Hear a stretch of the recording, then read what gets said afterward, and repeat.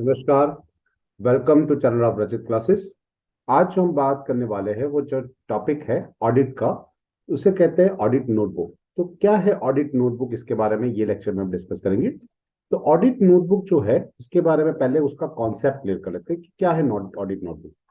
तो audit notebook is maintain by the audit assistant, यानी जो उसके असिस्टेंट ऑडिटर के जो असिस्टेंट्स होते हैं वो ऑडिट नोटबुक मेंटेन करते हैं। And it is a return and systematic record of the queries made by and the replies that, यानी कि ऑडिट करते टाइम पे जो उसके असिस्टेंट्स ने जो भी वहां पे क्वेरीज निकलती है उसे एक सिस्टमेटिकली बुक में रिकॉर्ड किया जाता है। और वो सारी क्वेरीज जो ऑथोराइज पर्सन से उससे क्वेरी सॉल्व की जाती है और उनके जो रिप्लाईज होते हैं वो भी यहाँ पे लिखे जाते हैं। Beside this details affecting the audit work are also भी इंक्लूडेड। इसके अंदर ऑडिट का जो जो काम किया है, कब किया है, वो भी लिखा होता है।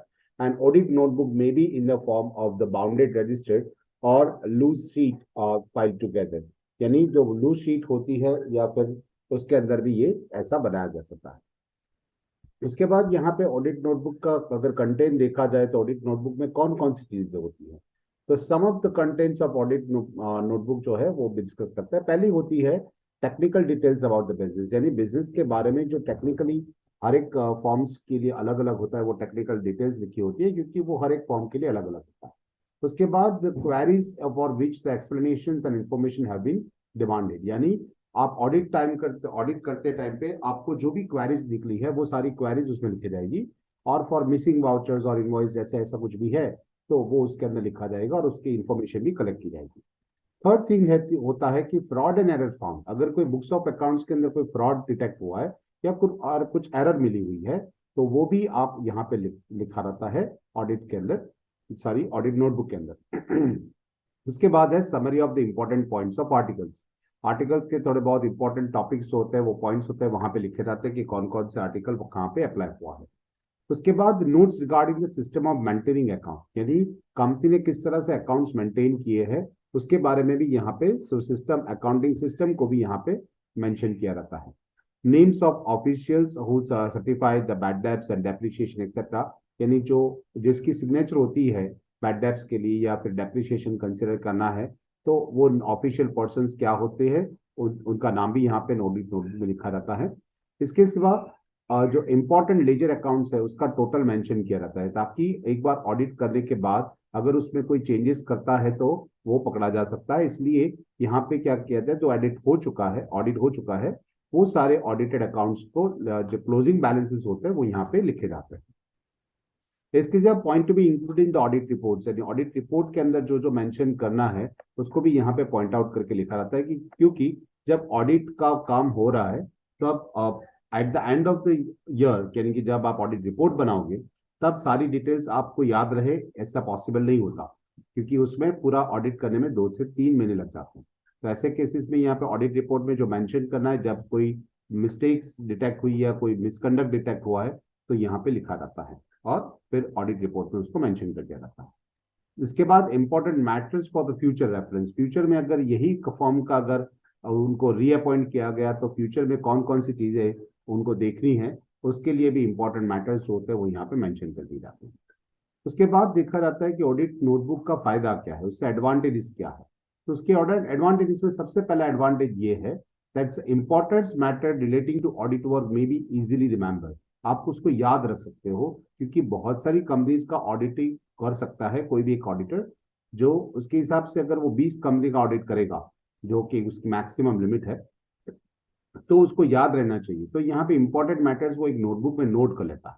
So audit notebook serves as a valuable tool to remember the information relating to audit queries and explanations out to be rendered during the course of audit, यानी ऑडिट के टाइम पे जो भी ऐसी कोई इंफॉर्मेशन उसको मिली है वो इसके अंदर नोट कर लेगा ताकि उसको याद रह पाए। सेकेंड थिंग कि ensure the continuity of audit work, even audit assistance records his observation along with the explanations obtained on account under the audit in audit notebook, यानी उसकी ऑडिट नोटबुक के अंदर उसने जो कंटिन्यूटी से काम किया हुआ है उसका असिस्टेंस वो सारे रिकॉर्ड्स करते हैं कि मैंने ये तारीख को ये काम कर दिया, ये इतना काम हो गया है, 80%, 50%, इस तरह से वहां पे काम लिखा रहता है। क्योंकि कई कबार क्या होता है कि बीच में छुट्टियां हो जाती या फिर कोई ऑडिट असिस्टेंट जो है वो असिस्टेंट पर्सन अगर कोई बीमार हो जाता है तो उसको याद नहीं रहता कि कहाँ काम अटका हुआ था, कहाँ से वापस शुरू करना है, तो भी वो डिटेल्स भी ऑडिट नोटबुक में मेंशन कर लेता है। The audit work as a result is not affected by the temporary absence of और कैंसलेशन कंसर्न असिस्टेंट। यानी वो काम अधूरा नहीं छूटता, अगर कोई काम छोड़ के भी चला जाता है तो दूसरा असिस्टेंट वहां से काम शुरू कर सकता है। The auditor can be entrust some other clerk with the work, यानी वो अदर क्लर्क से भी वो काम करवा पाएगा। तीसरा जो इसका एडवांटेज है वो है the serves as a proof against the charge of negligence.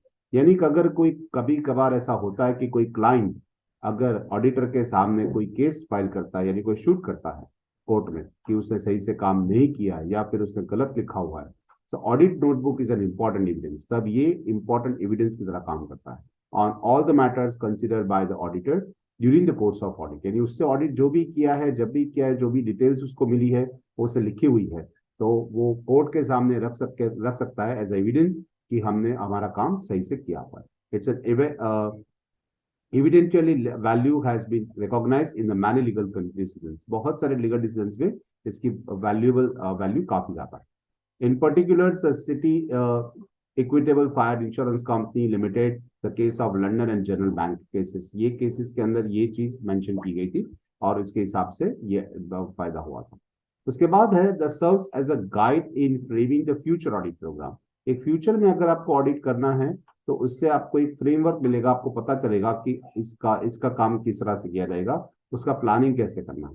The assistants will write the queries and replies thereto in the audit notebook, and such information and explanations may be serves as an important reference point for the framing the future audit programs। इन future audit programs के लिए इससे भी फायदा हो सकता है। इसके साथ साथ इसका डिसएडवांटेज है, ये ऑडिट नोटबुक जो है, if the preferred negligibility and the carelessly by the audit assistant, अगर ऑडिट असिस्टेंट ने ऑडिट के काम करते करते अगर इसको प्रॉपर से रेडी नहीं किया है, can be used as a cannot be used as evidence for the negligence by the auditor in carrying out of audit। यानी उसका फिर आप एविडेंस की तरह यूज नहीं कर पाओगे। therefore the auditor should be supervise the work carried by the assistant। इसका सेफगार्ड ये है कि जब भी कोई असिस्टेंट काम करता है तो ऑडिटर खुद वो उसका असिस्टेंट ने जो काम किया है वो काम हमें देखना पड़ेगा, तब जाके ये काम सही किया है या नहीं किया हमें पता चल जाएगा। तो इसके बारे में हमने डिस्कस किया था, और सारे बहुत सारे टॉपिक लेके हम नेक्स्ट लेक्चर में वापस आएंगे। तब तक के लिए गुड बाय।